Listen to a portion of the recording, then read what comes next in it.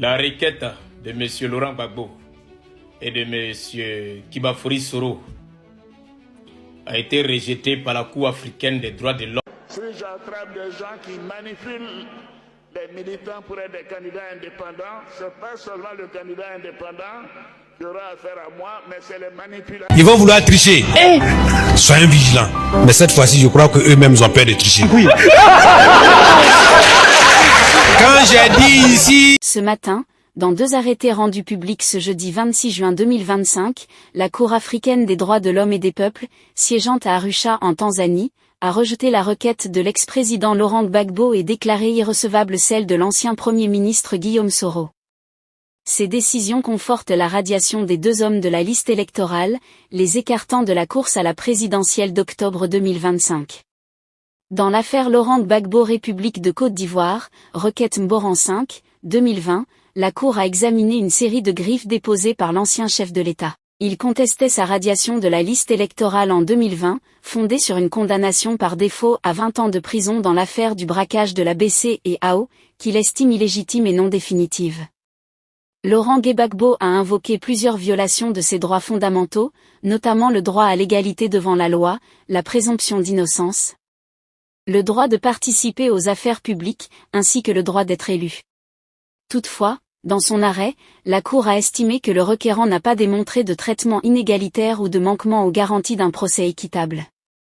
Elle a également jugé que la décision de radiation, bien que fondée sur une condamnation par défaut, relevait du cadre légal ivoirien. Conséquence, aucune violation de ces droits n'a été reconnue. La Cour n'a constaté aucune preuve d'atteinte aux droits invoqués par le requérant, indique le communiqué officiel de la juridiction pan-africaine. Dans un second arrêt relatif à l'affaire Guillaume Soro et autres républiques de Côte d'Ivoire, Requête Noire 12-2020, la Cour a statué sur les poursuites judiciaires engagées contre Soro et plusieurs de ses proches à la suite de son retour avorté en Côte d'Ivoire en décembre 2019. Les requérants dénonçaient des violations de leur droit à un procès équitable, à la liberté, à la sécurité, à la présomption d'innocence ainsi qu'à la liberté de circulation. Mais la Cour a estimé que la requête avait été introduite avant l'épuisement des voies de recours internes, une exigence de recevabilité fondamentale.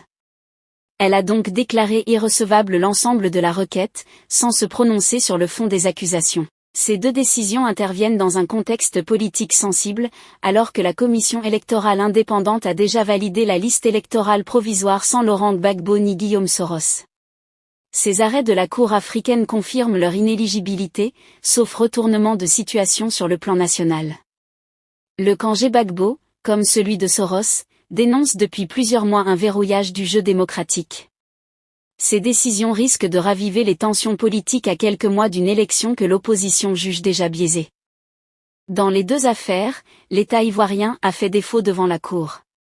Néanmoins, celle-ci a procédé à l'examen de sa compétence et de la recevabilité des requêtes, conformément à son règlement. La Côte d'Ivoire s'est en effet retirée en avril 2020 de la déclaration permettant aux individus de la saisir directement, mais ces affaires avaient été introduites avant ce retrait. Dites-le nous en commentaire et n'oubliez pas de vous abonner à l'Étoile du Blanc pour ne rien rater des grands tournements politiques du Kitunen de tout continent. N'oubliez pas aussi de liker puis cliquer sur la cloche de notification, votre soutien est essentiel et nous vous en sommes très reconnaissants.